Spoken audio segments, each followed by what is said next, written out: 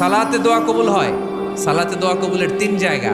একটা হচ্ছে তাকবীরে তাহরিমার পরে আমরা সানা পড়ি না, আমরা তো একটা পড়ি, আল্লাহর হাবিব সুন্নাহ এবং নফল নামাজে আরো পড়তেন সানা, ওই দোয়া কবুল হয়। দুই নম্বর জায়গা সালাতে সেজদায় পড়ে দোয়া করলে কবুল হয়।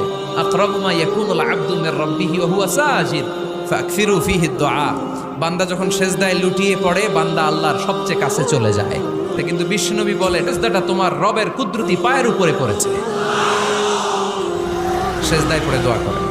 সালাম ফিরানোর আগে বিশ্বনবী দোয়া করতেন, লা ইউসাল্লিমান্না আহাদুকুম হাত্তা ইয়াতাআওয়াদা মিন আরবা'a।